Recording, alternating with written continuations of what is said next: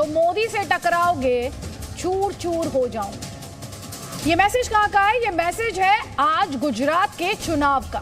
रावण भस्मासुर जैसी भाषा पर आओगे तो भस्म हो जाओगे।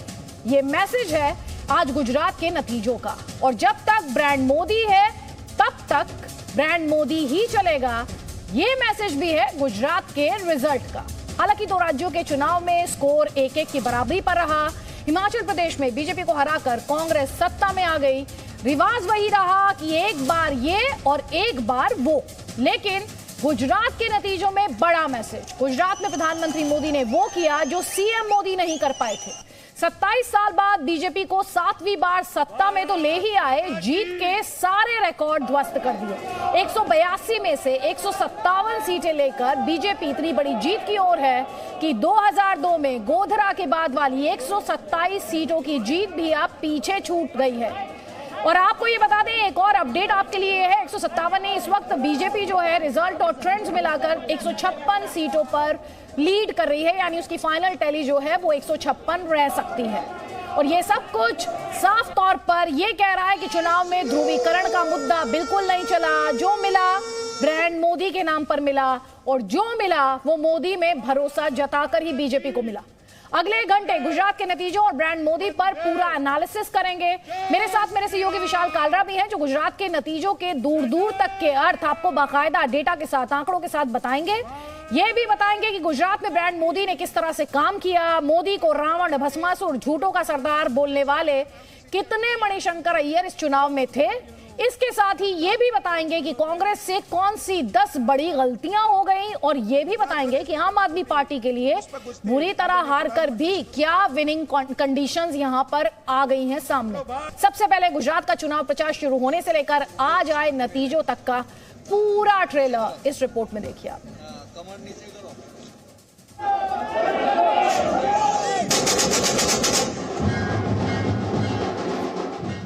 कांग्रेस पार्टी में तो कॉम्पिटिशन चाले, कॉम्पिटिशन। कोई रावण के, कोई राक्षस के।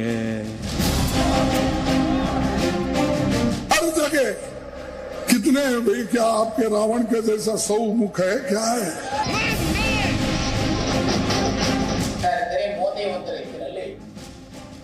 आधुनिक भस्मासुर थे।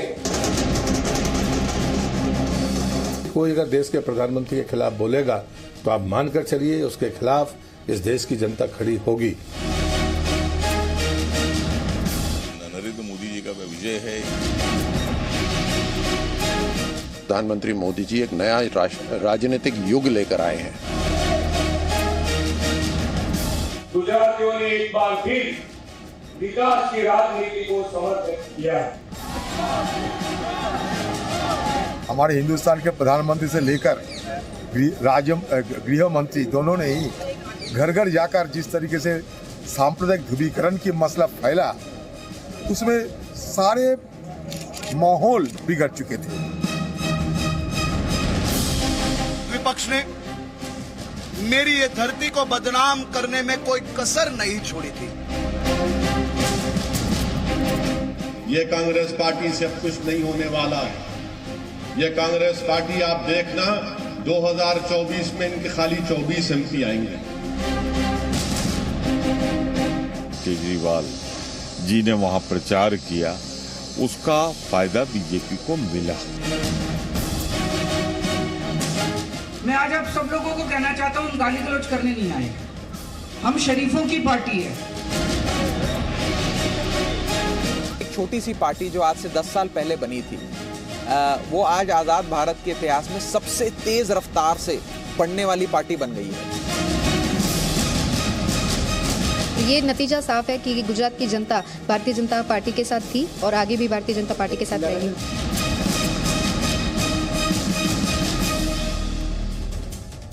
तो यहाँ पर सबसे पहले आपको नंबर्स के माध्यम से हम ये समझाना चाहेंगे, गुजरात में ब्रांड मोदी के मैजिक से बीजेपी ने जो रिकॉर्ड मैंडेट हासिल किया है, ये जीत का जो स्कोर है, कितने नतीजे फिलहाल आ चुके हैं और कितने नतीजे भी आने बाकी हैं। क्योंकि जब हम आपसे बात कर रहे थे तो 157 ट्रेंड्स हमें पता थे, लेकिन बात करते करते वो 156 ट्रेंड्स बीजेपी के फेवर में हो गए।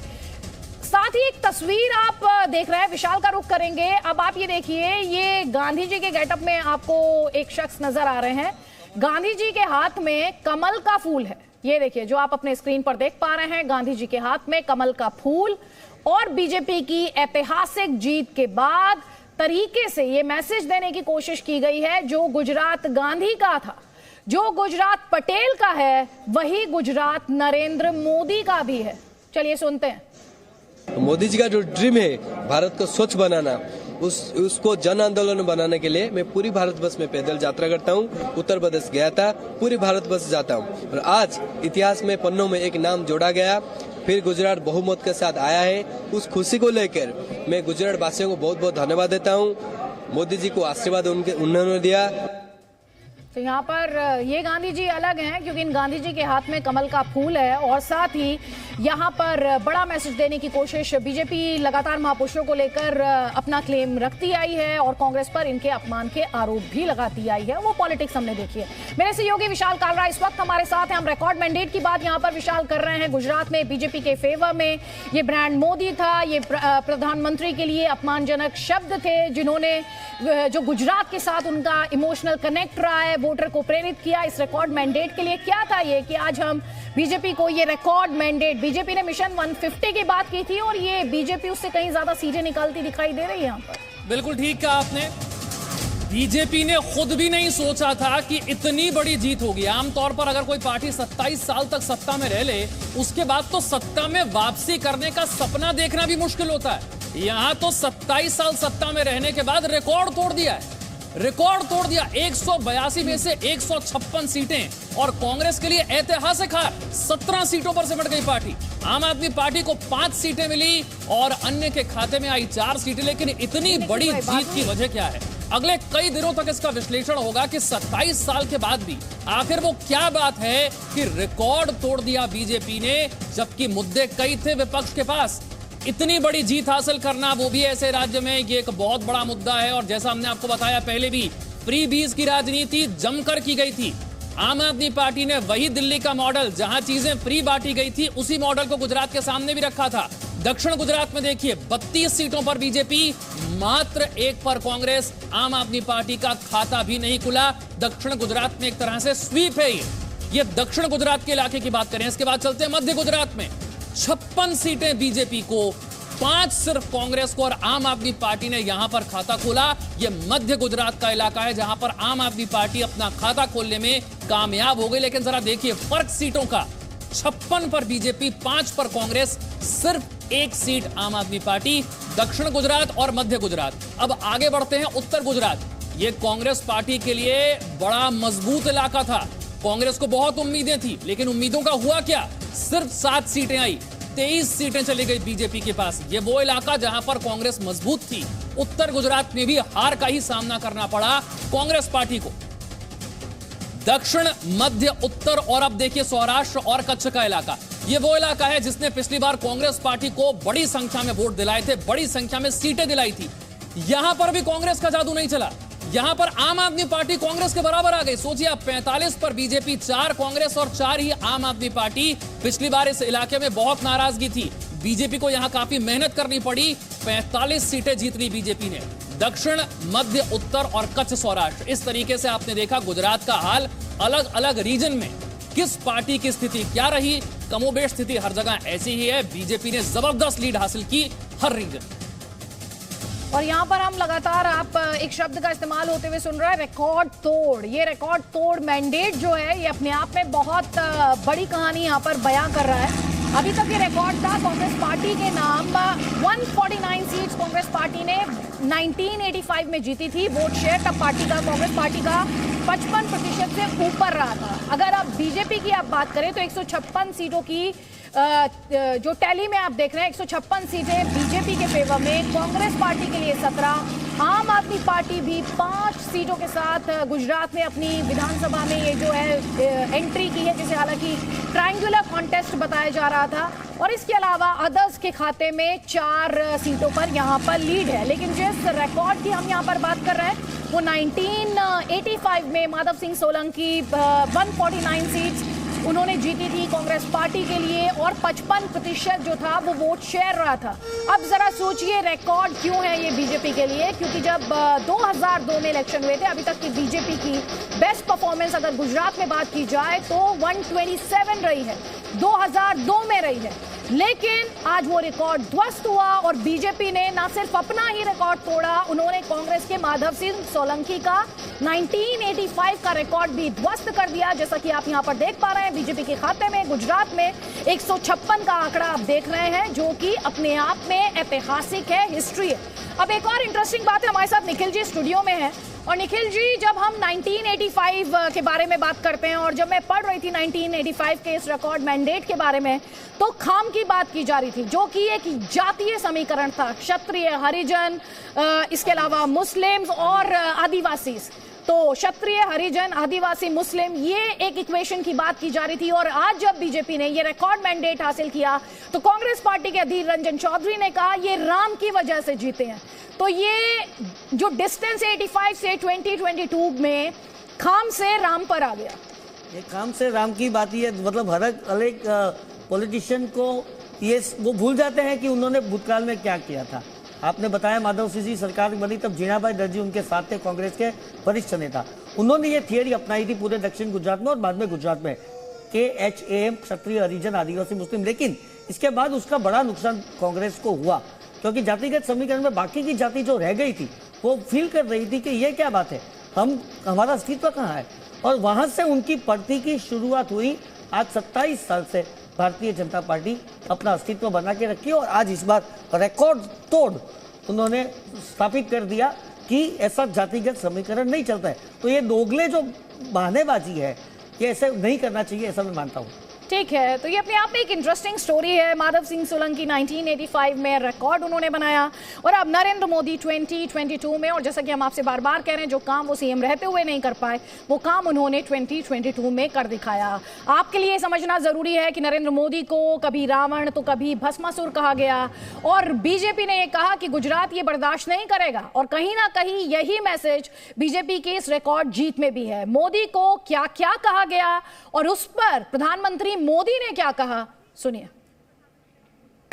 मोदी मंत्री आधुनिक भस्मासुर मोदी मंत्री आधुनिक भस्मासुर थे।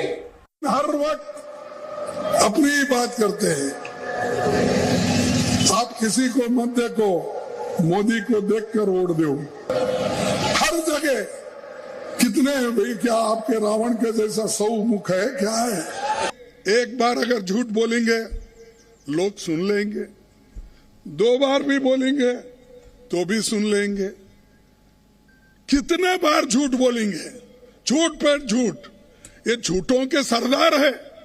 कांग्रेस पार्टी में तो कॉम्पिटिशन चाले, कॉम्पिटिशन કે કોણ મોદીને વધારે ગાળો બોલે અને કોણ મોદીને મોટી ગાળો બોલે અને કોણ મોદીને તીખી ગાળો બોલે, એની સ્પર્ધા ચાલે છે। तो प्रधानमंत्री मोदी ने कहा कि मुझे कांग्रेस पार्टी में गाली देने की होड़ लगी हुई है। कांग्रेस पार्टी जिसने गुजरात में सफाई के बाद भी अपने अंदर झांकने की बजाय क्या कहा कि बीजेपी ने ध्रुवीकरण किया, जैसा कि हम आपको बता रहे थे, राम की बात कही, हनुमान की बात की। और साथ ही कांग्रेस पार्टी करी ये तो आम आदमी पार्टी थी जिसने उसके वोट काट लिए, वरना ये नतीजा कुछ और ही आता। अधीर रंजन चौधरी और प्रमोद तिवारी का ये एनालिसिस आप सुनिए। गुजरात में इतने सारे और जिस तरीके से सांप्रदायिक ध्रुवीकरण की राजनीति हुई है, जो जिस तरीके की ये सियासत किए गए हैं, उसमें गुजरात की जो माहौल थे वो माहौल बिगड़ गई थी। जहां हमारे हिंदुस्तान के प्रधानमंत्री से लेकर गृह मंत्री दोनों ने ही घर घर जाकर जिस तरीके से सांप्रदायिक ध्रुवीकरण की मसला फैला, उसमें सारे माहौल बिगड़ चुके थे। फिर भी हम जीत नहीं पाए। हार तो हार ही होते हैं। हरे अगले दिन और ये अगले साल हमारे जो खोए हुए जगह है वो हम जरूर उसको हम वापस लाएंगे।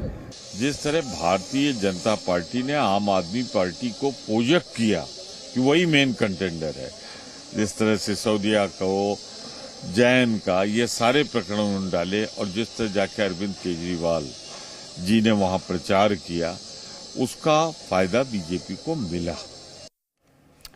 तो हम आपको ये बता रहे हैं कि कैसे बीजेपी ने ये रिकॉर्ड तोड़ जीत दर्ज की है। तो कांग्रेस पार्टी के खाते में भी जो रिकॉर्ड्स हैं वो ध्वस्त हुए हैं उसकी हार के लिहाज से, क्योंकि हम बार बार आपको कांग्रेस पार्टी का 1985 का रिकॉर्ड बता रहे हैं। अब सिलसिलेवार तरीके से आपको बताते हैं कि कैसे ये कांग्रेस पार्टी की सबसे खराब परफॉर्मेंस रही है। 2017 के साथ कंपैरिजन इस वक्त आपके स्क्रीन पर है।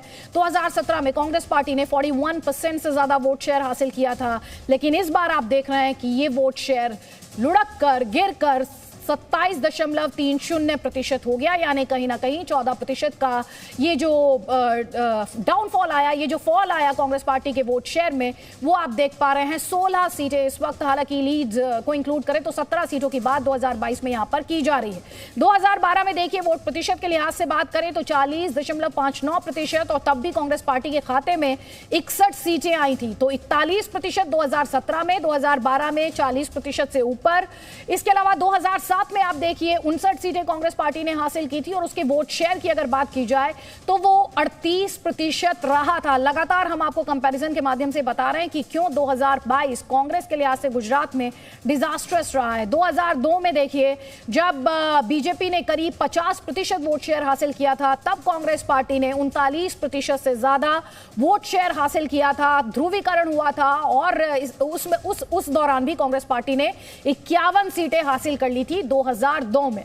अब 1998 की बात करते हैं, जब कांग्रेस पार्टी का वोट शेयर जो था वो 34.85% यानी करीब करीब 35% था, और इस 35% वोट शेयर के साथ कांग्रेस पार्टी ने 53 सीटें हासिल की थी। 1995 में कांग्रेस पार्टी हाफ सेंचुरी भी नहीं लगा पाई थी, और कांग्रेस पार्टी का वोट शेयर जो था वो 33% यानी एग्जैक्टली अगर बात करें तो 32.86%।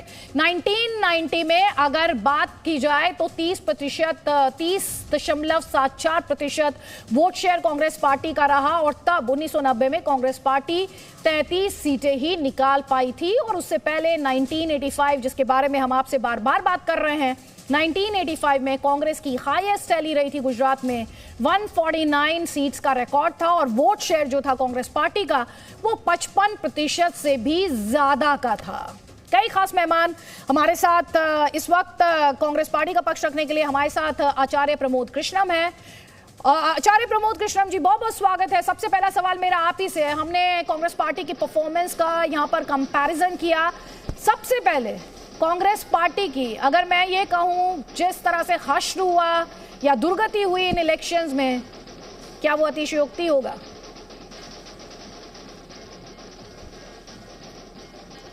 देखिए आदित्य जी, हार और जीत लोकतंत्र में, चुनाव में एक रूटीन। आचार्य जी, मैं वापस आपको मंच दे रही हूँ। एक ट्वीट है प्रधानमंत्री का, उसके बारे में दर्शकों को बता देते हैं।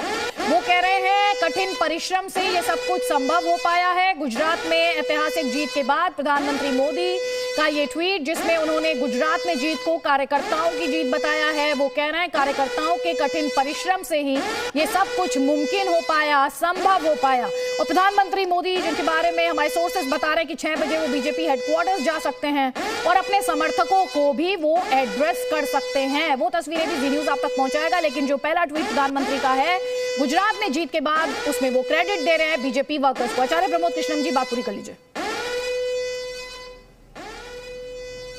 आदित्य जी, लोकतंत्र में हार जीत चलती रहती है। चुनाव में हार जीत होना कोई नई बात नहीं है। गुजरात में हम हारे हैं, लेकिन साथ ही साथ हमारे लिए बड़ी खुशी की बात है कि हम हिमाचल में जीते हैं।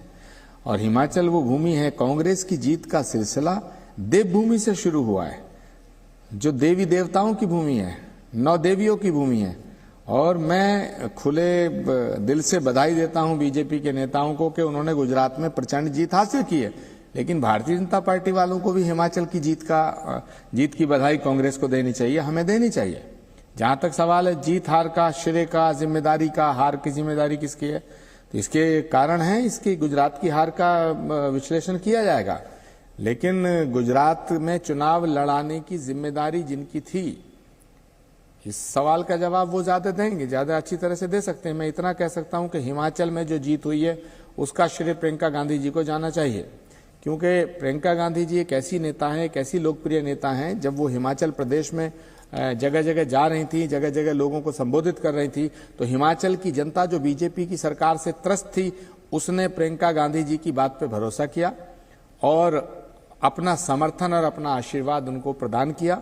हिमाचल के स्थानीय नेताओं ने कड़ी मेहनत करी और एक अच्छा कोऑर्डिनेशन बना, लेकिन प्रियंका गांधी को इसका श्रेय इसलिए जाना चाहिए क्योंकि हिमाचल की जनता का जो विश्वास था वो प्रियंका गांधी को प्राप्त हुआ, उसी वजह से हम जीत तक पहुंच पाए।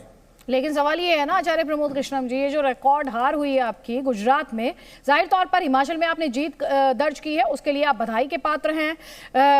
कहीं खुशी, थोड़ी खुशी थोड़ा गम आपके लिए भी है, थोड़ी खुशी थोड़ा गम बीजेपी के लिए भी है। एक स्टेट उन्होंने भी आ रहा है, एक स्टेट आपने भी आ रहा है। आपने ये तो बता दिया हिमाचल की जीत का क्रेडिट किसे दिया जाना चाहिए, जो गुजरात में हार हुई है इसके लिए किसकी रिस्पॉन्सिबिलिटी फिक्स होनी चाहिए? बहुत अच्छा सवाल है आपका, बड़ा गंभीर पॉलिटिकल सवाल है।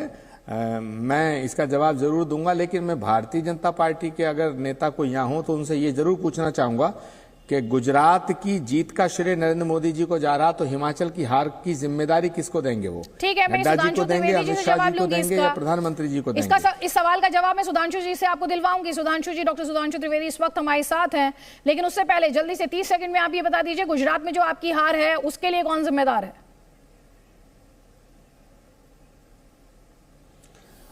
गुजरात के चुनाव में कांग्रेस पार्टी को जीत दिलाने की जिम्मेदारी जो थी वहां के प्रभारियों की थी। राजस्थान के मुख्यमंत्री अशोक गहलोत जी गुजरात के प्रभारी थे, तो गुजरात में जो बुरी तरह से हम हारे हैं तो इसकी जिम्मेदारी और जवाबदेही तो वहां के प्रभारी श्री अशोक गहलोत जी की होनी चाहिए। तो ठीक है, आप ये कह रहे हैं कि राजस्थान के सीएम अशोक गहलोत गुजरात में हार के लिए जिम्मेदार हैं?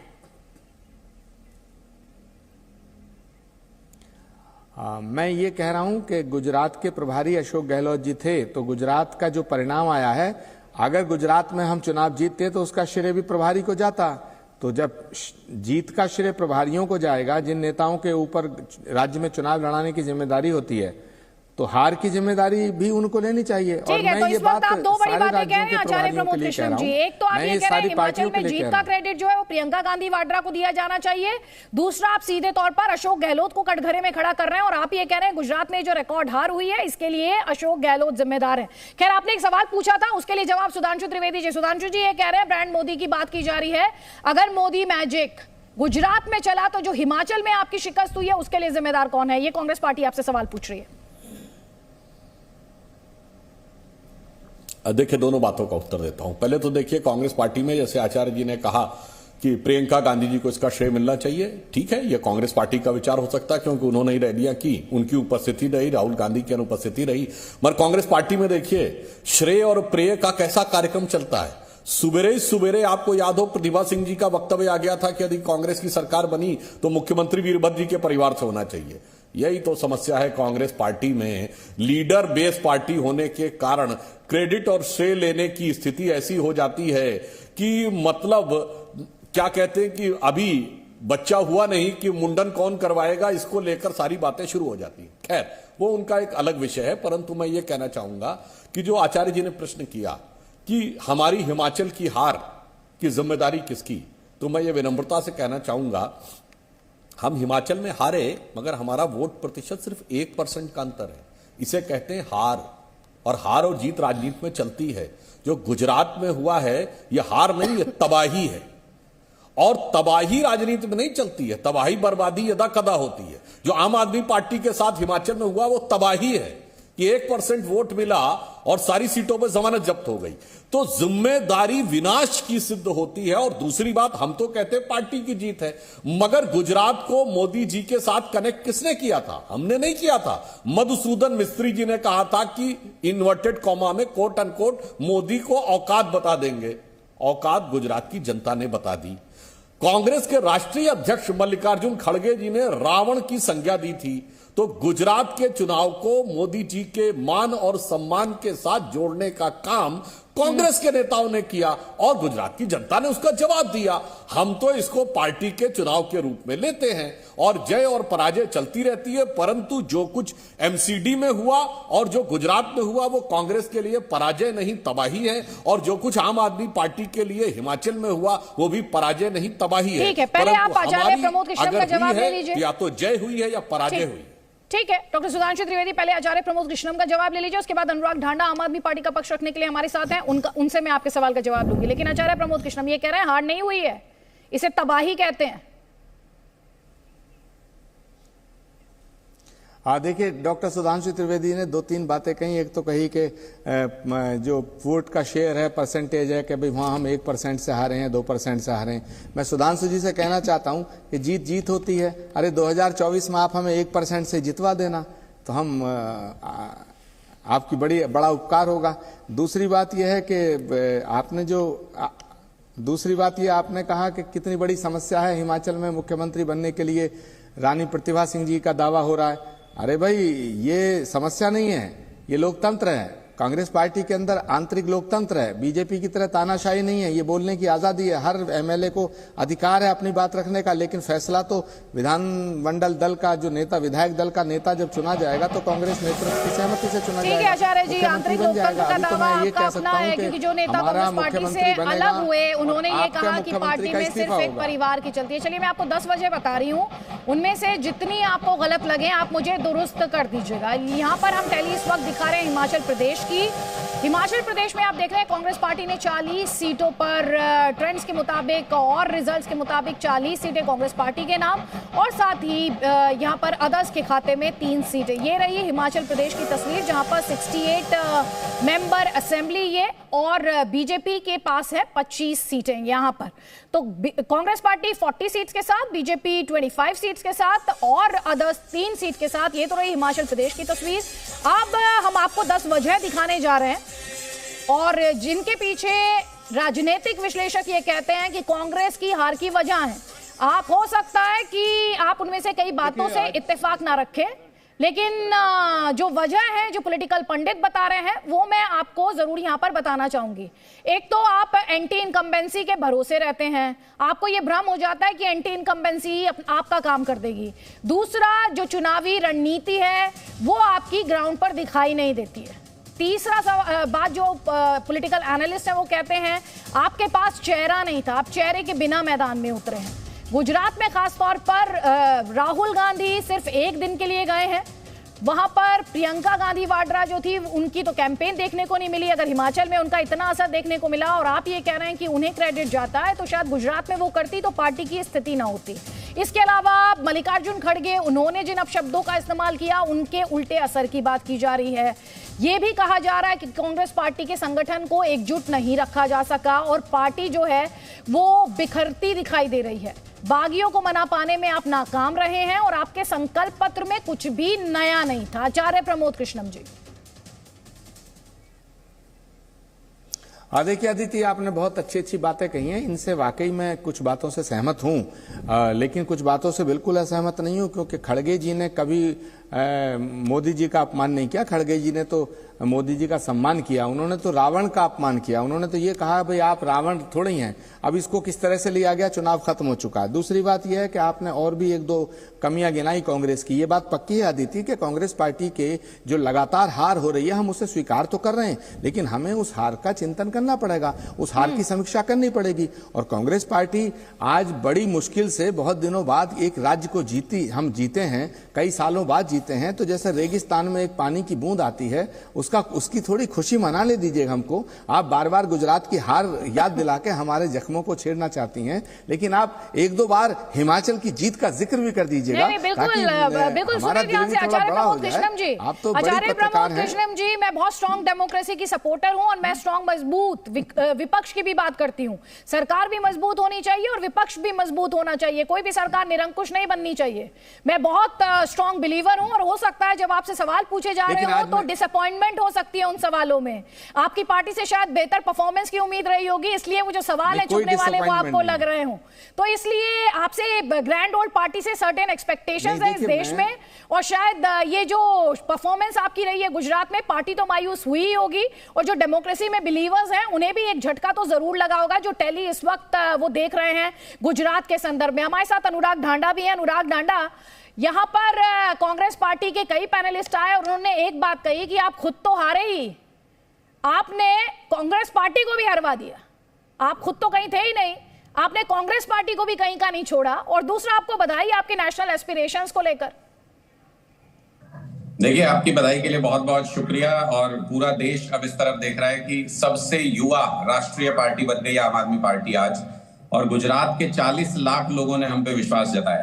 कांग्रेस क्या कहती है उस पर हम नहीं जाते, जो खुद ही खत्म होना चाहता है उसका हम क्या कर लेंगे, उसको तो हम अगर कोई धक्का भी दे। भारतीय जनता पार्टी ने बहुत जगहों पर मदद की कि कांग्रेस की मदद करें ताकि आम आदमी पार्टी उभर ना पाए, लेकिन उस मदद के बावजूद भी अगर कोई खड़ा ना हो सके तो उसका हम क्या कर सकते हैं। तो मुझे लगता है कि हम तो आज आम आदमी पार्टी के हर एक कार्यकर्ता के लिए जश्न मनाने का दिन इसलिए है क्योंकि एक छोटे से पौधे को लेकर चले थे 10 साल पहले अरविंद केजरीवाल, और वो बड़ा वृक्ष बन चुका है आज के दिन में। अच्छा मुकाबला किया, अच्छी फाइट की, और पिछली बार का अगर हम चुनाव देखें तो हमारे कुछ कैंडिडेट खड़े हुए थे गुजरात में, 29,000 वोट आए थे पूरे गुजरात में मिला करके। आज हम 40 लाख वोट यानी 100 गुना से भी ज्यादा हमने अपनी तरक्की की है गुजरात के अंदर, 40 लाख लोगों का दिल जीता है। तो हम अपनी बड़ी अचीवमेंट मानते हैं इसको, और जो भी जनता का जनादेश अचीवमेंट तो मान रहे हैं अनुराग ढांडा, लेकिन आपके ओपोनेंट्स आपको बी टीम बता रहे हैं बीजेपी की, क्योंकि करीब 38 सीटें ऐसी बताई जा रही हैं जहां पर नंबर 2 पर आप रहे हैं, और अगर आपके और कांग्रेस पार्टी के वोट मिला दिए जाएं तो बीजेपी फिर मैदान में 36 सीटें, करीब 36 सीटें हैं जहां पर नंबर 2 रनर अप आप रहे हैं, और अगर आपकी और कांग्रेस को जो वोट मिले कंबाइन कर दिए जाए तो बीजेपी आउट हो जाती है उन कॉन्स्टिट्यूएंसीज में। अच्छा, उन कॉन्स्टिट्यूएंसीज में आउट हो जाती है। ये बताइए कि पिछले 27 साल से हमने रोक रखा था कांग्रेस को कि आप गुजरात के अंदर भारतीय जनता पार्टी की सरकार बदल देते। पिछले 27 साल से हमने हाथ पकड़ रखा था राहुल गांधी जी का कि वहां मत जाइए प्रचार करने, वहां पे आप पता नहीं क्या कर देंगे। हमने तो कुछ नहीं किया, हम अपना काम कर रहे हैं। और हमें तो इस बात में मजा आता है कि भारतीय जनता पार्टी बोलती है कांग्रेस की बी टीम है, कांग्रेस बोलती है भारतीय जनता पार्टी की बी टीम है। ऐसा बोलते बोलते हम एक राष्ट्रीय दल तो बन गए। 4 स्टेट के अंदर रिप्रेजेंटेशन है आज के दिन में आम आदमी पार्टी का, और तेजी से ये पार्टी पूरे देश में फैलती जा रही है, ये विचारधारा फैलती जा रही है। बोलने दीजिए, जनता के दिल में तो ए टीम बनते जा रहे हैं ना। तो चलिए, यहाँ पर मेरे सहयोगी विशाल लगातार हमारे साथ हैं। कौन से बड़े चेहरे हैं जिन्हें गुजरात में हार का सामना करना पड़ा? आम आदमी पार्टी के भी बड़े चेहरों की बात की जाए, चाहे वो उनके चीफ मिनिस्ट्रियल कैंडिडेट हों या फिर उनके गुजरात यूनिट के प्रेसिडेंट हों, दोनों को ही हार का सामना करना पड़ा। बड़े चेहरे जिन्होंने शिकस्त झेली है गुजरात के इलेक्शन में, जो एक तरह से बीजेपी की आंधी आई है उसमें जो बड़े चेहरे अपनी सीट नहीं बचा पाए या जीत दर्ज नहीं कर पाए, उन्हीं के बारे में जानने के लिए विशाल का रुख करते हैं। विशाल। बिल्कुल अदिति, आपने ठीक कहा, बहुत से बड़े चेहरे थे जिसे लेकर कई पार्टियों में उम्मीदें बहुत ज्यादा थी, और कुछ चेहरे तो ऐसे थे जिसे लेकर अरविंद केजरीवाल ने एक प्रेस कॉन्फ्रेंस में बाकायदा पेपर पर उनका नाम लिखकर दिया था कि इन 3 चेहरों की तो बहुत बड़ी जीत हुई। वो तीनों चेहरे हार गए। कुछ और ऐसे ही चेहरे हम आपको दिखाते हैं जिनसे उम्मीदें तो बहुत ज्यादा थी, लेकिन उनका परफॉर्मेंस उन उम्मीदों पर खरा नहीं उतर पाया, और शायद उन्होंने भी, उनकी पार्टी ने भी यह सोचा नहीं होगा कि उनकी इतनी करारी हार हो सकती है, क्योंकि ऐसी रिकॉर्ड तोड़ जीत बीजेपी की होगी कि शायद बीजेपी भी नहीं सोच रही थी। 150 सीटें पार कर जाना 27 साल के बाद, ये बहुत बड़ी बात है। देखिए, अमरेली से परेश धानानी, इसके अलावा सिद्धपुर से चंदन ठाकुर, इसके साथ साथ मोड़ासा से राजेंद्र सिंह ठाकुर, बयार से महेंद्र सिंह वाघेला और अमीबेन याग्निक घाटलोड़िया से, ये कांग्रेस के ये 5 बड़े चेहरे जिन्हें गुजरात में हार का सामना करना पड़ा। ये कोई छोटे मोटे चेहरे नहीं है, ये जनाधार वाले चेहरे हैं, बड़े नेता हैं गुजरात में, इसके बावजूद इनकी हार हुई है। ये कांग्रेस के बड़े चेहरे आपको दिखाए। इसी तरीके से आम आदमी पार्टी के भी हैं। मुख्यमंत्री पद का जो चेहरा थे, जिनका चेहरा आगे करके आम आदमी पार्टी ने गुजरात में चुनाव लड़ा, द्वारका में खंबालिया सीट से लड़े ईसुदान गढ़वी हार गए। कधारगाम से गोपाल इटालिया, आम आदमी पार्टी के प्रदेश अध्यक्ष, हार गए। सिद्धपुर से महेंद्र राजपूत हारे, हिम्मतनगर से निर्मल सिंह परमार हारे। इसके अलावा ऐसा ही एक और नाम अल्पेश कतीरिया का भी है। तो कांग्रेस हो चाहे आम आदमी पार्टी हो, जिन चेहरों पर दाव लगाया और जिन चेहरों के लिए तो पार्टी जो प्रदेश के अध्यक्ष है वो ये मानकर चल रहे थे कि कम से कम ये तो जीतेंगे ही, कोई और भले हार जाए लेकिन कम से कम ये कैंडिडेट तो जीतेंगे ही, उन्हें भी हार का सामना करना पड़ा। तो ये वो बड़े चेहरे रहे जिन्हें हार का सामना करना पड़ा। और डॉक्टर सुधांशु त्रिवेदी, अभी आपने सुना आम आदमी पार्टी ये करी है बीजेपी की और कांग्रेस की लड़ाई में, और दोनों ही पार्टियां उन्हें बी टीम बताती हैं एक दूसरे की। इस लड़ाई में आम आदमी पार्टी तेजी से आगे बढ़ रही है और राष्ट्रीय पटल पर आपका विकल्प वही बनेगी। देखिए, जो आम आदमी पार्टी के अभी हमारे प्रवक्ता महोदय कह रहे थे कि हमने मदद की कांग्रेस की। अरे जनाब, सत्ता का स्वाद आपने किसकी मदद से पहली बार चखा था? कांग्रेस की मदद से। जब दिल्ली में आपकी 28 सीटें थी और कांग्रेस की 8 सीटें थी, कांग्रेस ने आपकी पालकी ढोकर सत्ता की दहलीज पहुंचाई थी, तो मदद तो सीधे सीधे ली थी। और ऐसे नहीं ली थी, लिखित में पत्र लिखा था कांग्रेस को कि आपकी मदद चाहिए, और उसके बाद लिखित में कांग्रेस से समर्थन लिया था। इसलिए जुबानी बात नहीं है, ये तो लिखत पढ़त में है कि किसने किसकी मदद ली थी। अब जहां तक गुजरात की बात है, यहां भी आपको कांग्रेस से मदद मिल गई, क्योंकि कांग्रेस ने अगर 17 सीटें जीती तो मैं इसे कहूंगा कांग्रेस की बहुत बड़ी उपलब्धि है, क्योंकि चुनाव लड़कर लोग हारते या जीतते हैं, जैसा अभी आचार्य जी कह रहे थे, मगर चुनाव बगैर लड़े हुए 17 सीटें जीत जाएं, यह भी अपने आप में एक बड़ी अद्भुत बात होती है। ऐसा आपको उदाहरण भारत की राजनीति में यह मिलेगा नहीं कि जो लड़ाई ही नहीं। अब क्योंकि विपक्ष का मैदान ही छोड़कर कांग्रेस चली गई थी और आम आदमी पार्टी कम से कम कोशिश तो कर रही थी, इसलिए वो कुछ स्थान पाने में सफल हो गई। हाँ, इन्होंने कहा कि यदि 3 राज्यों में ये उपस्थिति दर्ज कराए हैं और दिल्ली चौथा राज्य है, यद्यपि वो राज्य वाली स्थिति क्या है टेक्निकली वो एक देखने वाली बात है, परंतु ये भी तो कहिए ना, 3 राज्य ऐसे हैं जहां आपने लगभग सभी सीटों पे जमानत भी गंवाई है, उत्तर प्रदेश, उत्तराखंड और हिमाचल। तो ऐसा रिकॉर्ड बनाने वाली भी भारत की राजनीति की अद्भुत पार्टी है। और मजेदार बात यह है, ये सीएम का कैंडिडेट घोषित कर देते हैं। सीएम कैंडिडेट और प्रदेश अध्यक्ष हार गए गुजरात में, वो तो अलग बात है। उत्तराखंड में सीएम कैंडिडेट की जमानत जब्त हो गई थी।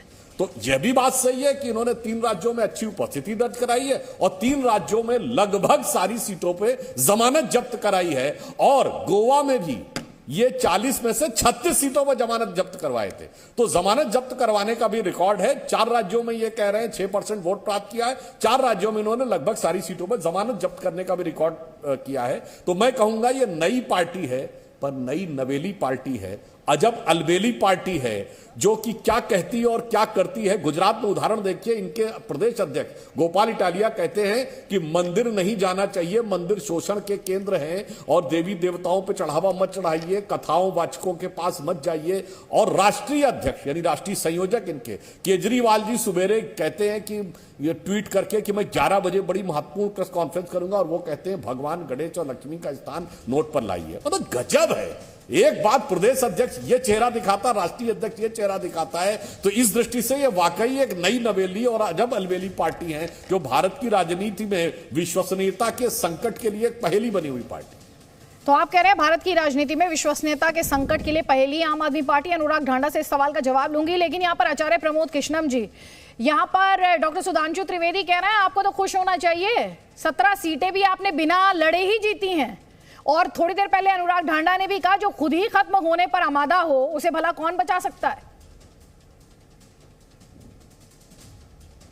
देखिए, मैं 2 बातें आदित्य कहना चाहूंगा। पहली बात तो ये कि कांग्रेस पार्टी ने हमेशा रीजनल पार्टीज को समर्थन दिया है, रीजनल पार्टियों को ताकतवर बनाने में कांग्रेस की बहुत बड़ी भूमिका रही है।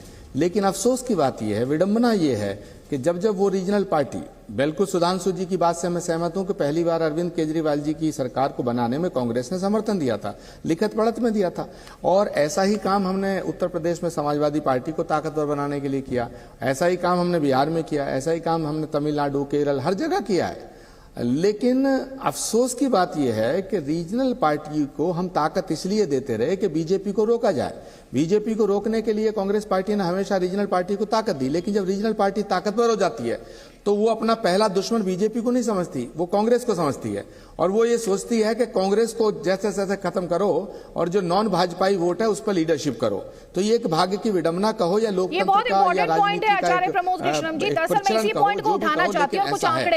कुछ आंकड़े उस संदर्भ में देना चाहती हूँ। 36 सीटें जिनके बारे में मैंने पहले भी जिक्र किया, 36 सीटें ऐसी जहां पर आम आदमी पार्टी दूसरे नंबर पर रही। यहां पर इंपॉर्टेंट है, ट्रेडिशनल फाइट गुजरात में बीजेपी और कांग्रेस के बीच होती आई थी, लेकिन इस बार 36 सीटें करीब ऐसी जहां पर आम आदमी पार्टी जो थी नंबर 2 पर, और ज्यादातर सीटें ऐसी रही जहां दोनों पार्टियों के वोट अगर कंबाइन हो जाते, मिल जाते, तो बीजेपी से कहीं ज्यादा ये नंबर हो जाता। आचार्य प्रमोद कृष्णम जी, क्या इसका ये मतलब नहीं कि जहां जहां आम आदमी पार्टी मजबूत होगी वहां वहां कांग्रेस सिमटती चली जाएगी? हमने एमसीडी में ये होते हुए देखा, आम आदमी पार्टी मजबूत हुई, कांग्रेस साफ होने लगी। गुजरात में हम ऐसा होते हुए देख रहे हैं। ये क्या आम आदमी पार्टी कांग्रेस की कॉस्ट पर, कांग्रेस की कीमत पर ग्रो नहीं कर रही है क्या? बिल्कुल अदिति, आपका विश्लेषण एकदम ठीक है, सटीक है। तमाम राज्यों की रीजनल पार्टीज का जो जन्म है और जो उनका एक तरह से उत्थान है, वो कांग्रेस पार्टी के खात्मे की बुनियाद पर है। जहां जहां कांग्रेस कमजोर होती है वहां वहां ये बढ़ जाते हैं। और कांग्रेस पार्टी की विडंबना ये रही है, कांग्रेस पार्टी के अंदर ऐसे कुछ बहुत नेता हैं, ऐसे बहुत से नेता हैं जो कांग्रेस को मजबूत करने की बजाय रीजनल पार्टी को समर्थन दे देते हैं। इसीलिए ये सारी जो कवायद हो रही है, सारा जो संघर्ष है रीजनल पार्टी का, जो हमला है कांग्रेस पार्टी के ऊपर। नहीं आचार्य जी, आप ये बड़ी बात कह रहे हैं। कांग्रेस पार्टी के अंदर ऐसे बहुत सी बीमार, जरा खुलकर बताइए। कांग्रेस पार्टी के अंदर ऐसी बहुत बीमारियां हैं, ऐसी बहुत बीमारियां हैं जिनका इलाज करना पड़ेगा, जिनका इलाज किए बिना कांग्रेस ताकतवर नहीं हो सकती है। मगर मैं आज आपके चैनल पे हिमाचल में जो जीत हुई है उसकी खुशी के मौके पर मैं अभी इस पे नहीं जाना चाहता हूं। हम ये पार्टी के अंदरूनी मामला है, हम इसको पार्टी के अंदरूनी फोरम पे उठाएंगे, पार्टी फोरम पे उठाएंगे। मगर एक पॉइंट और मैं रखना चाहता हूं, बहुत इंपॉर्टेंट, और वो अच्छा, पहले आप सुधांशु जी आपको जवाब देना चाह रहे हैं, उनका जवाब ले लीजिए। आचार्य जी, मैं वापस आपको मंच देती हूँ, पहले आप सुधांशु जी का जवाब ले लीजिए। सुधांशु जी। नहीं, मेरा एक सवाल, एक मैं अपनी बात कहना चाहता हूं, मेरा सिर्फ मेरा सवाल, चलिए ठीक है, बोल लीजिए। नहीं सुधांशु जी, मैं एक सवाल और कर लूं, फिर इकट्ठा जवाब दे देना। आप विद्वान प्रवक्ता हैं, सवालों से नहीं भागते हैं, मैं जानता हूं, मैं आपको अप्रिशिएट करता हूं, आपका बड़ा सम्मान करता हूं। मेरे एक सवाल का जवाब आपने ना दिया, ना किसी बीजेपी के प्रवक्ता ने दिया, कि गुजरात की प्रचंड जीत का जो श्रेय है वो मोदी जी को दिया जा रहा, लेकिन ये हिमाचल की हार की जिम्मेदारी किसकी है, जरा ये बताइएगा। दूसरी बात कि भारत जोड़ो यात्रा को मैं राजनीति से जोड़ना नहीं चाहता, लेकिन भारत जोड़ो यात्रा शुरू हुई दक्षिण से, और उसका हमारा हिमाचल में देवभूमि में जीतना एक शुभ संकेत है। तो भारत जोड़ो यात्रा को मैं पॉलिटिकल पॉइंट ऑफ व्यू से नहीं देखना चाहता हूं, मगर हमारे लिए वो शुभ हुई। बहुत दिनों बाद हिमाचल में देवभूमि में हमारी सरकार आई है, तो ये मेरे मन के उद्गार भी हैं और मेरे सवाल भी हैं। सुधांशु जी।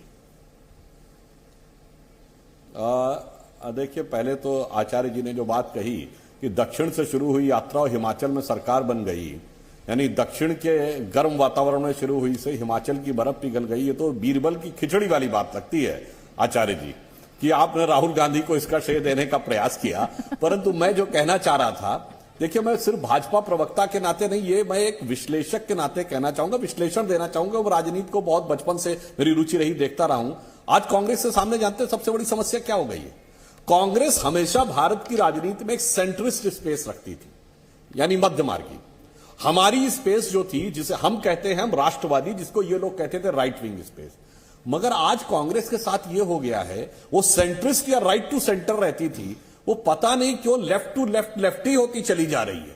और वो जितना लेफ्ट के प्रभाव में, लेफ्ट के विचार के प्रभाव में आती जा रही है, उतना ही वो जनता उसको लेफ्ट करती चली जा रही है, यानी छोड़ती चली जा रही है। अब आज आप सोचिए कि यदि यह कहा जाए कि राहुल गांधी के बाद सबसे लोकप्रिय नेता कन्हैया कुमार हैं युवाओं के प्रतीक, तो जो वामपंथी विचारों के सीधे प्रतीक हैं, आचार्य जी तो कह रहे हैं देवभूमि में। अरे भाई, ये तो उस विचारधारा से आए जो कहते थे कि धर्म एक अफीम है, जो ओरिजिनली नास्तिकता की बात कहते थे।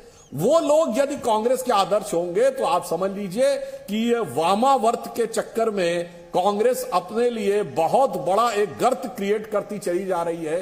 ये मेरे लिए एक विचार, वैसे कांग्रेस का अंदरूनी मामला है, ये लोग जो उचित समझे वो करें, परंतु जो मुझे दिखाई पड़ता है वो जो सेंटर की स्पेस छोड़ रहे हैं आम आदमी पार्टी, उसको जगह जगह भरती चली जा रही है। ठीक है, जहां पर कांग्रेस सेंटर वाला सेंट्रिस्ट अप्रोच छोड़ रही है, आम आदमी पार्टी जो है उस स्पेस को एक्वायर करती जा रही है। तस्वीरें हम जो आपको डेटा दिखा रहे हैं वो हिमाचल प्रदेश की असेंबली, आचार्य प्रमोद कृष्णम जी कह रहे हैं कि हिमाचल प्रदेश में कांग्रेस की जीत पर बात नहीं हो रही है। देखिए, हम असेंबली दिखा रहे हैं, 25 सीटों पर जो बीजेपी है, जो कि नारा दे रही थी कि राज कायम रहेगा और रिवाज बदलेगा, राज कायम नहीं रहा और रिवाज कायम रहा। तो एक बार में एक पार्टी को वोट करती है हिमाचल प्रदेश की जनता। इस बार भी वही रहा, कांग्रेस पार्टी 40 सीट्स पर लीड और प्लस रिजल्ट्स इसमें कंबाइन है। आम आदमी पार्टी 0 पर है। इसके अलावा अदर्स के खाते में 3 सीट्स है। ये है हिमाचल प्रदेश की असेंबली से जुड़ा हुआ डेटा। गुजरात में भी बीजेपी जो है उसके पास रिकॉर्ड तोड़ जीत है और कांग्रेस पार्टी के पास जो है वो रिकॉर्ड हार है। कई खास मेहमान हमारे साथ है, जल्दी से यहां पर मैं कमेंट लूंगी। अनुराग ढांडा, आपका एक इंपॉर्टेंट पॉइंट, यहां पर कांग्रेस के पैनलिस्ट हो या बीजेपी के पैनलिस्ट हो, वो दोनों एक ही बात कह रहे हैं कि जहां जहां कांग्रेस अपनी सेंट्रिस्ट अप्रोच को छोड़ रही है, आम आदमी पार्टी उस स्पेस को टेक ओवर कर रही है। देखिए, मैं इस पे भी जवाब दूंगा। मैं एक सुधांशु जी का एक पॉइंट था, मैं उसका जवाब देना चाहता था। पहले वो हमारी याद दिला रहे थे हमें कि कुछ हमारे उम्मीदवारों की जमानतें जब्त हुई हैं, तो मैं उनको याद दिलाना चाहता हूं 2019 में आंध्र प्रदेश में बहुत ही एम्बिशियस कैंपेन शुरू किया था भारतीय जनता पार्टी ने कि वहां पे जैसे सरकार बना लेंगे। 173 उम्मीदवारों की जमानत जब्त हुई थी और 0.84% उनका वोट शेयर आया था वहां पे। तो ये चुनाव में होता है, जहां पर आप एक एम्बिशियस कैंपेन लेकर के चलते हैं, कई जगह पर जनता आपके मैंडेट को एक्सेप्ट करती है, कई जगह पर रिजेक्ट करती है। ये सब पार्ट ऑफ गेम है। लेकिन सबसे बड़ी बात यहां पर यह है कि जो स्पेस फिल करने की बात कर रहे हैं, मैं आपको पहले भी इस पे बता चुका हूं, दोनों पार्टियों को खुश होने दीजिए ना। वो कह रहे हैं कि अब एमसीडी में हमने बीजेपी का स्पेस फिल कर दिया है और विधानसभा में कांग्रेस का स्पेस फिल कर दिया है। तो मुझे लगता है कि इनको खुश होने दीजिए कि स्पेस फिल कर रहे हैं। लेकिन ये बात आज के दिन में पूरे देश के अंदर, आप सोचिए, गुजरात के 40 लाख लोगों ने एक्सेप्ट कर लिया इस विचार को, जिसको ये कहा जाता है कि मोदी जी का गढ़ है, घर है, वहीं से आते हैं। पूरे जो 27 साल से भारतीय जनता पार्टी की विचारधारा वहां पर राज कर रही है, वहां पर 40 लाख लोगों ने हमारी विचारधारा को एक्सेप्ट कर लिया। उन्होंने इस विचार को एक्सेप्ट कर लिया कि देश की तरक्की हो सकती है स्कूल को, अस्पतालों को अच्छा बना करके। तो ये विचारधारा लेके हम चल रहे हैं। उस अप्रोच को आप कोई भी अप्रोच मानिए, जिस भी व्यक्ति ने ये मान लिया कि इन चीजों के जरिए देश को विकसित बनाया जा सकता है, वो सारे लोग धीरे धीरे आम आदमी पार्टी से जुड़ते जा रहे हैं। यही हमारा काफिला बड़ा करने का मंत्र है, यही कर रहे हैं हम पूरे देश में। ठीक है, आचार्य प्रमोद कृष्णम आपको जवाब देना चाह रहे हैं। आचार्य प्रमोद कृष्णम, देखिए अदिति, राजनीति में चुनाव लड़ने का सब पार्टियों को हक है और आम आदमी पार्टी अगर चुनाव लड़ रही है तो इसमें किसी को कोई बुरा मानने की बात नहीं। हमें तो बहुत अच्छा लगता है कि सब लड़ो चुनाव। ओवैसी जी की पार्टी भी चुनाव लड़ रही थी हर जगह, उनका भी क्या हाल हुआ गुजरात में। आम आदमी पार्टी चुनाव लड़ने वाली पार्टी है। दिल्ली से चल के उन्होंने गुजरात में चुनाव लड़ा, उत्तराखंड में भी लड़ा है, हिमाचल में भी लड़ा है, पंजाब में सरकार बनाई है, तो उसको हल्के में नहीं लेना चाहिए, मगर जो सच है उसको स्वीकार करना चाहिए। कभी कभी क्या, उत्तर प्रदेश में एक पीस पार्टी पैदा हुई थी कुछ दिनों पहले, वो चुनाव लड़ी तो उसे 7-8 सीट मिल गई, उसके बाद गायब हो गई। तो अगर आम आदमी पार्टी को गुजरात में कुछ परसेंटेज वोट का मिला है, उसको ये ना समझें आपके वो आपकी बहुत बड़ी विक्ट्री हो गई है। वो इसलिए मिला है क्योंकि अभी कांग्रेस के वहां का जो लोकल लीडरशिप थी, स्टेट की जो लीडरशिप थी, वो गायब थी, वो उसका कोई चेहरा नहीं था। और कांग्रेस ने जिन नेताओं को गुजरात के चुनाव लड़ाने की जिम्मेदारी दी, वो अपने चुनाव लड़ाने से ज्यादा अपनी कुर्सी बचाने में लगे हुए थे। तो सवाल इस बात का है, गुजरात में जो गुजरात के मतदाता हैं उन्हें एक कंफ्यूजन क्रिएट हो गया, और कंफ्यूजन क्रिएट होने में ये भी एक बहुत बड़ा रोल अदा किया इस बात ने कि भारत जोड़ो यात्रा गुजरात के किनारे से निकल रही है। भारत जोड़ो यात्रा जो है, राहुल गांधी जी की गुजरात के अंदर चुनाव है, वहां नहीं लाई जा रही है। तो लोगों में कंफ्यूजन ये क्रिएट हुआ कि कांग्रेस का नेतृत्व जो है गुजरात के चुनाव को सीरियसली नहीं ले रहा है। उसका फायदा आम आदमी पार्टी को मिला। आचार्य प्रमोद कृष्णम जी, ये आप ही की पार्टी ने क्रिएट किया, ये तो आम आदमी पार्टी है, बीजेपी ने ये हमेशा नहीं रहेगा ना। ये तो अब ज्यादातर प्रदेशों में होता जा रहा है आचार्य जी। ये कंफ्यूजन हमेशा नहीं रहेगा। इस कंफ्यूजन को कांग्रेस लीडरशिप खत्म हो रही है तो उसका ठीक रहा, दूसरे के सिर पे तो मत फोड़िए कम से कम।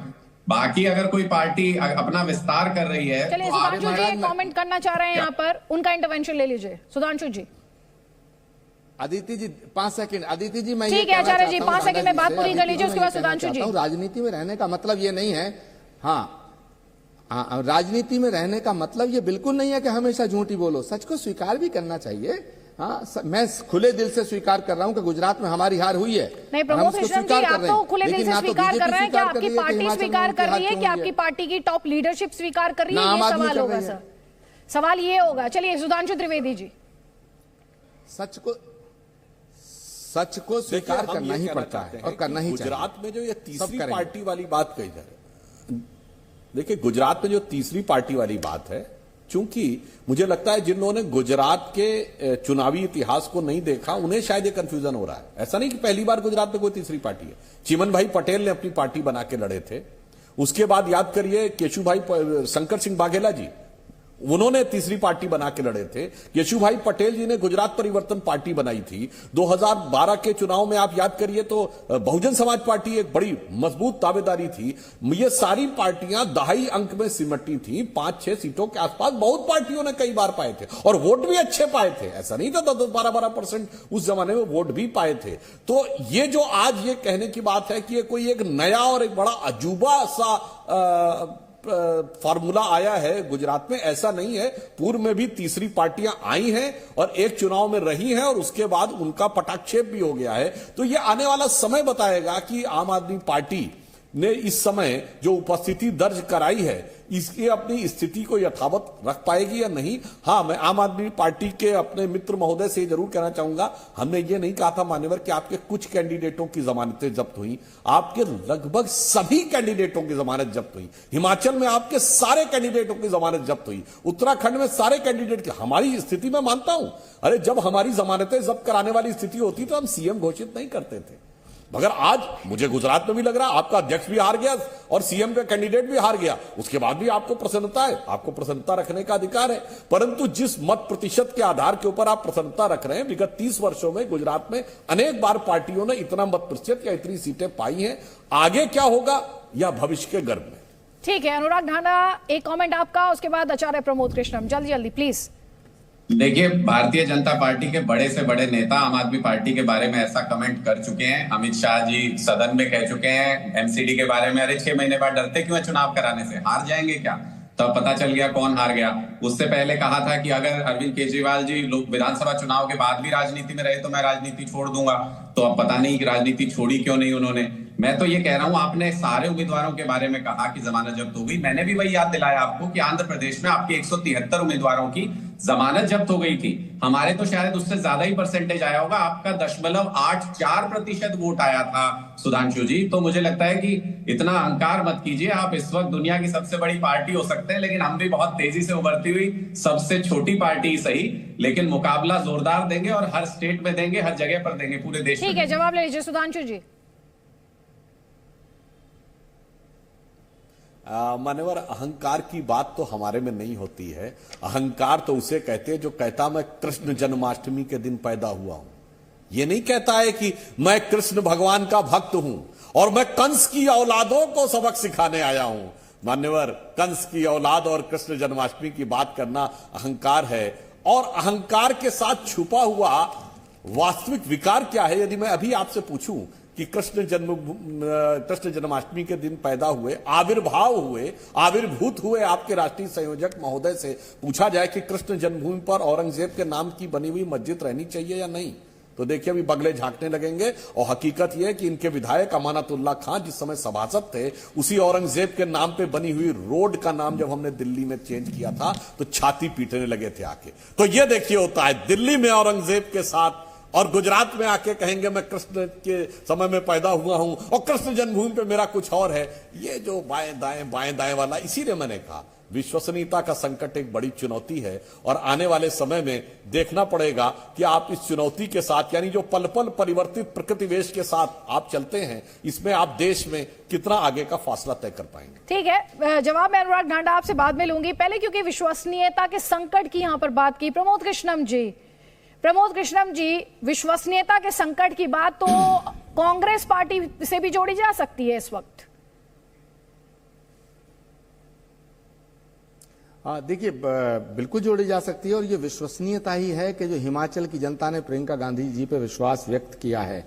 और मैं तो एक बात कहना चाहता हूं, कई सालों बाद, बहुत दिनों बाद हमने एक राज्य छीना है भारतीय जनता पार्टी से और हम ऐसा मानते हैं कि ये हमारे लिए बड़ा शुभ संकेत है, क्योंकि वो राज्य जो है वो देवभूमि है, वो देवताओं की भूमि है, देवियों की भूमि है, और देवी प्रियंका गांधी जी के नेतृत्व में हमने वो राज्य छीना है। मुझे लगता है कि हम 2023 में राजस्थान, मध्य प्रदेश और छत्तीसगढ़, हम फिर 2023 में राजस्थान में सरकार बनाएंगे, छत्तीसगढ़ में दोबारा सरकार बनाएंगे, और मध्य प्रदेश में जो हमारी सरकार धोखे से, फरेब से, छल से, षड्यंत्र से गिरा दी गई थी, हम मध्य प्रदेश में भी सरकार बनाएंगे।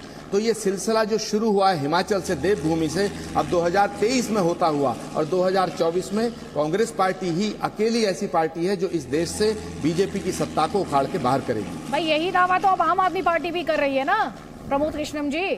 एमसीडी में चुनाव जीता तो जो आम आदमी पार्टी के नेता थे उन्होंने दावा किया कि नरेंद्र मोदी को कोई चैलेंज कर सकता है तो वो बस अरविंद केजरीवाल है। भाई वो बात तो उन्होंने गुजरात के चुनाव में मुख्यमंत्री जी ने खुद लिख के दी थी कि लो मैं लिख के दे रहा हूं, ये गारंटी है। तो ये सवाल, और उत्तराखंड में भी कहा था कि हम सरकार बनाएंगे, चीफ मिनिस्टर कैंडिडेट डिक्लेयर किया था, हिमाचल में भी किया था। दावा करने में क्या, दावा करिएगा, दावा करना चाहिए, दावा जरूर करना चाहिए, सिक्का उछालना चाहिए। कौन कहता है आसमां में सुराख नहीं हो सकता, एक पत्थर तो तबीयत से उछालो यारो। मैं तो कहता हूं बिल्कुल करो, लेकिन मेरे दावे में सच्चाई होगी तो वो 2023। प्रतिभा सिंह बोल रही हैं, और लोगों ने ये प्रण किया, ये फैसला किया कि आज माननीय वीरभद्र सिंह जी बेशक हमारे बीच में नहीं है, पर उनकी तस्वीर, उनकी यादें, उनके काम और उनका जो जुड़ाव लोगों से था वो आज भी बरकरार है। और इसलिए हर व्यक्ति ने ये महसूस किया कि वीरभद्र सिंह जी आज भी हमारे दिलों में जिंदा हैं। उनका ऋण हम एक वोट देकर चुकाना चाहते हैं। इसमें सभी ने, चाहे वो किसी भी पार्टी से संबंधित थे, उन्होंने बढ़ चढ़ के इसमें भाग लिया और हमें ये सहयोग दिया, जिसकी वजह से हमको ये सफलता मिल पाई।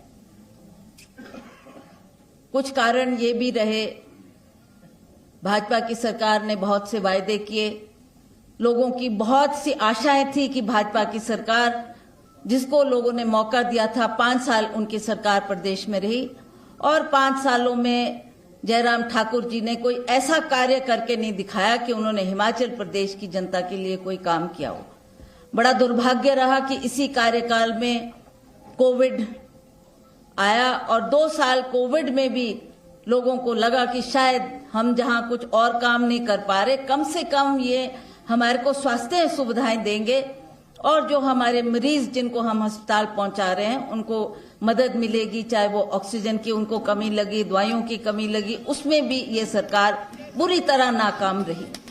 इन्होंने जो जिस तरीके का घोटाला इसमें हुआ है वो भी एक बहुत ही दुखद बात है कि ऐसे कार्यकाल, ऐसे वक्त में जबकि लोग और मरीज मौत और जिंदगी से जूझ रहे थे, उस वक्त इन्होंने इतना बड़ा स्कैंडल ये जो हुआ है वो जग जाहिर है, सभी जानते हैं कि कहां तो सेवाएं देनी थी।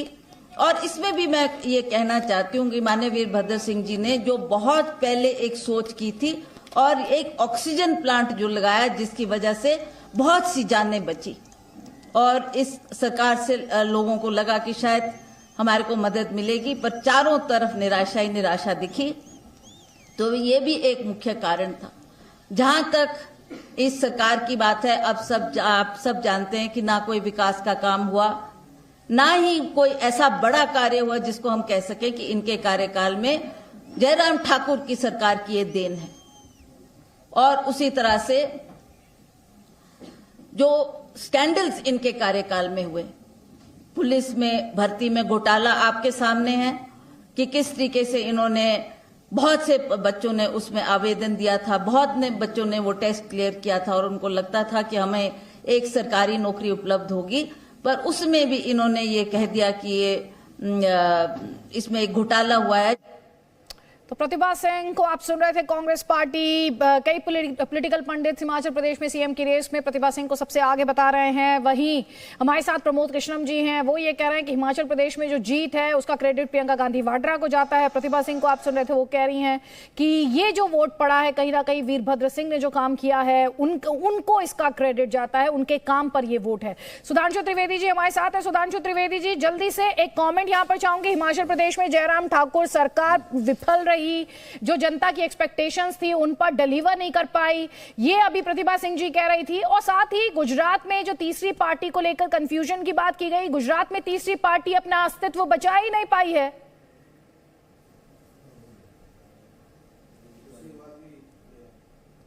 सुधांशु जी, आवाज आ रही है आपको?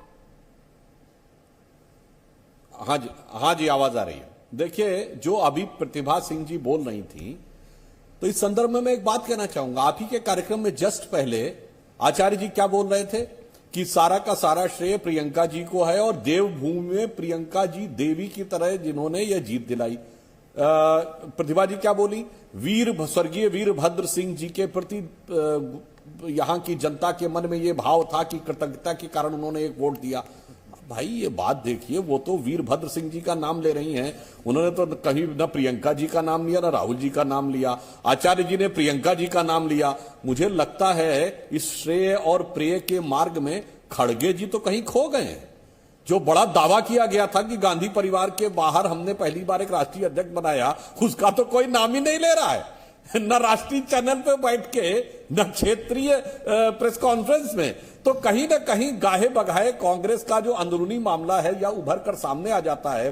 अब देखिए, एक दावेदारी इनकी है, मतलब प्रतिभा जी की है, तो सुबेरे इन्होंने बोल दिया था कि वीरभद्र जी के परिवार से होना चाहिए, जिसके लिए अभी आचार्य जी ने कहा हमारे यहां लोकतंत्र है। मान्यवर वो अगर ये कहती कि विधायक चुनेंगे तो समझते लोकतंत्र है, या अमुक परिवार से होना चाहिए सीएम का कैंडिडेट, इसमें आपको लोकतंत्र नजर आता है, तो यह मैं आपकी दृष्टि के ऊपर छोड़ता हूं। वैसे नेता प्रतिपक्ष तो वहां मुकेश अग्निहोत्री हैं, अब विधायक दल के नेता वर्तमान में तो मुकेश अग्निहोत्री हैं, परंतु यह कहा जा रहा है कि परिवार की विरासत से अध्यक्ष होना चाहिए, और दोनों के बीच में राष्ट्रीय अध्यक्ष का तो नाम ही नहीं लिया जा रहा है। तो मुझे लगता है कि अभी हिमाचल में जो जीत की खुशी की बात आचार्य जी कह रहे थे, अभी इसमें कभी खुशी कभी गम, और कितनी खुशी कितने गम के बहुत से पड़ाव अभी आने बाकी हैं।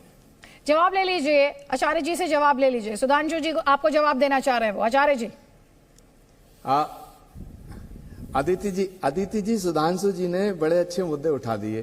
पहली बात तो मुझे लगता है कि ये हिमाचल का मोह छोड़ना नहीं चाहते। अभी इसमें इस छोटी सी आशा की किरण देख रहे हैं। अरे भैया, मुख्यमंत्री प्रतिभा सिंह बनेंगी या मुख्यमंत्री कोई भी बनेगा, वो कांग्रेस पार्टी के एमएलए और कांग्रेस नेतृत्व तय कर लेगा, नंबर 1। नंबर 2, आपने शायद इस जो देरी हो रही है इसके फैसले में, इसमें से भी कोई आशा की किरण दिख रही है क्या आपको? कहीं लोटस वोटस करने का इरादा तो नहीं है भाई, जैसे गोवा में कर दिया था, मध्य प्रदेश में कर दिया था। तीसरी बात इन्होंने कही, साहब खड़गे जी का कोई नाम नहीं ले रहा। अरे साहब, एक हफ्ते से खड़गे जी का नाम की माला तो बीजेपी जप रही है कि साहब उन्होंने रावण बोल दिया, रावण बोल दिया, रावण बोल दिया, रावण बोल दिया। खड़गे जी का नाम तो आप ज्यादा ले रहे हैं। तो खड़गे जी की वजह से तो जो दलित वोट था हिमाचल प्रदेश में, वो हमें सबसे ज्यादा मिला। और प्रियंका गांधी के नेतृत्व को, ठीक है, जवाब ले लीजिए सिंह जी के बयान से मत तोड़िए। ठीक है, आपको अभी चिंता सता रही है। देखिए सुधांशु जी कितना डरते हैं आपसे। कांग्रेस पार्टी के अभी फाइनल टैली भी नहीं हुई थी, मुझे याद है ब्रॉडकास्ट के दौरान ही कांग्रेस पार्टी ने तय कर लिया था कि जो इनके न्यूली इलेक्टेड एमएलए होंगे ये उन्हें राजस्थान ले जाएंगे, क्योंकि आप जो हैं आपसे इन्हें बड़ा खतरा है। अब देखिए, खतरा स्वाभाविक है, इन्होंने हम तो कोई इसमें आशा किरण, हम तो दृष्टा भाव से, सुनिए हम तो दृष्टा भाव से देख रहे हैं। मैं तो आम आदमी पार्टी के नेताजी से भी कहना चाहूंगा, वो भी अपने पार्षदों को थोड़ा संभाल के रखें। मैं अरे उसी बिंदु पे आ रहा हूं, सुनिए तो मान्यवर, अभी आचार्य जी ने कई बार गोवा का नाम लिया। जब गोवा में आपने कहा था कि आपके विधायक ज्यादा आए, तो मैं विनम्रता से पूछता हूं वो दिन तो बताइए जिस दिन आपने राज्यपाल के सामने सरकार बनाने का दावा किया हो। अरे दावा ही नहीं किया हो, कह रहे सरकार मान ली जाए। यानी आप उस बालक की तरह हैं जिसने परीक्षा हॉल में जाकर कॉपी सबमिट ही नहीं की और कह रहा नहीं मुझे सारे प्रश्न पत्र आते थे, मुझे पास मान लिया। सेकंड जरूर देना। और यहां पर मैं कहना चाहूंगा, आम आदमी पार्टी और कांग्रेस दोनों, एक मिनट आदित्य जी, आम आदमी पार्टी और कांग्रेस दोनों ने एक विचित्र संस्कृति दिखाई है। आम आदमी पार्टी के पास दिल्ली में 90% का बहुमत है, और ये विधेयक प्रस्ताव प्रस्तुत करके ले जाते हैं और जाके कहते हैं कि साहब हमारे विधायक बिकने वाले थे, अब ये अभी जीते हैं और कह रहे हैं कि इनको विधायक। अरे भाई, एलानिया अपने विधायकों को टिकाऊ नहीं बिकाऊ अरे कौन पार्टी ऐसे कहती है? अपने विधायकों का इतना अपमान, अपने विधायकों पे इतना अविश्वास कि जिसका 90% की मेजॉरिटी जो भारत के इतिहास में शायद ही किसी को मिली हो, और उसकी अपनी सरकार वो प्रस्ताव पारित करता है। और ये अभी जीत के आए तो इनको लगता है पहाड़ से जाके राजस्थान के रेगिस्तान में वो ज्यादा बेहतर रहेंगे। तो मुझे लगता है कहीं ना कहीं आचार्य जी, ये आपके राष्ट्रीय अध्यक्ष से लेके मुख्यमंत्री के दावे से लेके विधायकों तक के बीच में बहुत परस्पर अविश्वास है। अभी जिसे कहते हैं कि विश्वास की बहुत कमी है आपके अंदर, तो ये आपके अंदर की समस्या, इसके लिए हमें दोष मत दीजिए। प्रमोद कृष्णम जी 20 सेकंड्स है सर।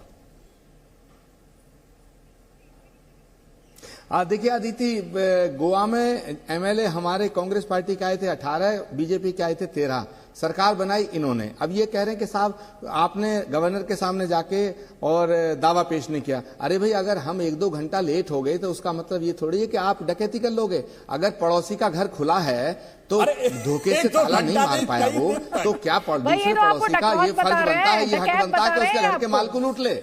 चलिए सुनिए एक लाइन बताइए। आपका जवाब डकैती डाल देते हैं सर, दरवाजा अगर खुला रह जाता है तो आप डकैती डाल देते हैं। आप उसके घर के माल को लूट लेंगे? ये क्या लॉजिक दिया साहब आपने?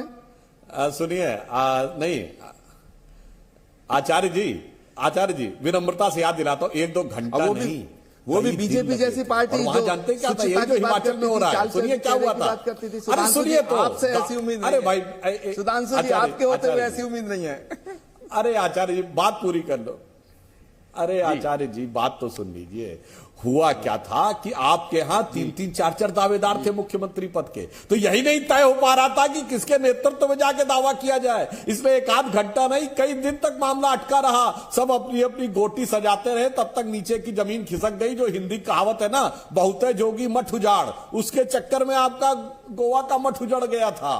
ये वास्तविकता ये थी। इसलिए ये आपकी अंदरूनी समस्या है कि जैसे ही सत्ता थोड़ी सी दिखती है, जैसे आप ठीक है, मैं एक स्टेटमेंट आपको सुनवाना चाहती हूँ, आप ही की पार्टी के नेता, उनका एक बयान सुनिए। राज्यवर्धन राठौड़, दिन में मेरी उनसे बातचीत हुई थी, उन्होंने ये कहा कि हिमाचल में बहुत सारे कांग्रेस विधायक जो हैं वो मन से भाजपाई हैं। चुनाव उन्होंने कांग्रेस के टिकट पर लड़ा है, लेकिन मन से वो भाजपाई हैं। हालांकि यहां पर मैं स्पष्ट कर दूं, ये बयान उस वक्त का है जब हिमाचल में आप दोनों का स्कोर बराबरी पर था। ये स्टेटमेंट आप सुन लीजिए। शायद आचार्य जी इसी तरह के स्टेटमेंट से डरते होंगे, कांग्रेस पार्टी इन्हीं स्टेटमेंट से डरती होगी। बयान सुन लीजिए, उस पर मैं आपका रिएक्शन चाहूंगी, सुनवाइए। कांग्रेस वाले ये भी मत भूलिए कि भारतीय जनता पार्टी के टिकट लेने के लिए बहुत से दावेदार थे, और जिनको टिकट भारतीय जनता पार्टी का नहीं मिला उन्होंने कांग्रेस का टिकट भी ले लिया है। तो मन से बहुत सारे आपके विधायक हैं जो वो भारतीय जनता पार्टी में जुड़ना चाहते हैं, ये भी आप ध्यान रख लीजिए। तो सर आप सुन रहे हैं, ये अभी जो राज्यवर्धन सिंह राठौर यहाँ पर कह रहे हैं, कुछ वैसी ही बात आचार्य प्रमोद कृष्णम यहाँ पर कह रहे हैं, और इसके पीछे ये हवाला दे रहे हैं आपके ट्रैक रिकॉर्ड का। सर अदिति, मैं 5 सेकंड में अपनी बात कहना चाहूंगा। अदिति, 1 सेकंड सर, मैं उनका जवाब ले लेती हूँ, क्योंकि जो आपका सवाल है जवाब ले लीजिए उसका। जी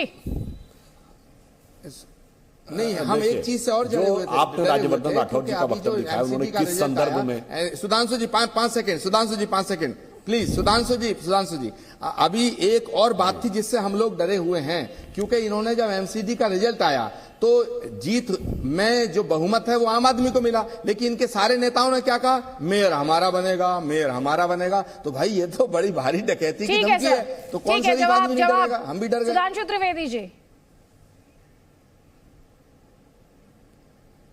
देखिए, हम एक बात कहते हैं, जो आपने राज्यवर्धन जी का बयान दिखाया, उन्होंने किस संदर्भ में, किस प्रसंग में, किस में कहा था, इसका मुझे जानकारी नहीं। मगर हाँ, एक बात मैं कह सकता हूं, जो उन्होंने कहा कि कांग्रेस के बहुत से नेता दिल से भाजपाई हो सकते हैं, जानते हैं किस संदर्भ में? कांग्रेस में बहुत से लोग ऐसे जिन्हें हिंदू नाम से नफरत है। यह बात A.K. एंटोनी जी ने 2014 की अपनी रिपोर्ट में लिखी थी कि हिंदू विरोधी छवि के कारण हम हारे, और आचार्य जी भी ये बोल चुके हैं। तो भाई, अगर किसी के मन में हिंदू संस्कृति, हिंदुत्व, भारतीयता के लिए आस्था होगी, तो उसके मन में भाजपा के लिए सॉफ्ट कॉर्नर जरूर होगा, भले ही वो उधर बैठा होगा। बहुत से ऐसे लोग थे, याद करिए, आचार्य विदुर थे, महाभारत में वो कौरवों के पक्ष में बैठते थे, परंतु उनको भी लगता था कि पांडवों का पक्ष सही है। आचार्य द्रोण को भी लगता था कि पांडवों का पक्ष सही है। आचार्य कृपाचार्य को भी लगता था पांडवों का पक्ष सही है। तो मुझे लगता है शायद आचार्य प्रमोद कृष्णम को भी लगता होगा कि यतो धर्मस ततो जया, धर्माचार्य के नाते जो धर्म का पक्ष है वही सही है। तो ठीक है, राजनीति कहीं भी हो, ठीक, पर धर्म का पक्ष तो एक ही जगह होता है। ठीक है, लेकिन जो मजबूरियां शायद विदुर के सामने रही, वो मजबूरियां प्रमोद कृष्णम जी के सामने नहीं होंगी। आप सभी मेहमानों का बहुत बहुत शुक्रिया। लेकिन कल से लेकर आज तक जो चुनाव परिणाम आए हैं उनमें बड़ी बात यह है कि उसके बाद किसी ने ईवीएम से शिकायत नहीं की है, क्योंकि हर पार्टी को आप देखिए, एक तरीके से हर पार्टी के लिए इन इलेक्शंस में कुछ ना कुछ रहा है, संतुष्टि रही है। और आप देखिए, दिल्ली एमसीडी में आम आदमी पार्टी ने जीत दर्ज की, गुजरात विधानसभा में बीजेपी की जीत हुई, हिमाचल प्रदेश में कांग्रेस पार्टी की जीत हुई, और जो बाईपोल्स हुए वहां पर मैनपुरी की खासतौर पर बात की जाए तो वहां पर समाजवादी पार्टी ने जीत की और जीत दर्ज की, और खतौली में आरएलडी ने जीत दर्ज की है। तो ये मैनपुरी में समाजवादी पार्टी की जीत, तो ऐसे लग रहा है ये जो जीत है जनता ने भी इक्वली डिस्ट्रीब्यूट कर दी है सभी पार्टियों के खाते में, और इसीलिए आपने कोई कंप्लेन अभी तक ईवीएम के नाम से, ईवीएम के हवाले से सुनी नहीं है।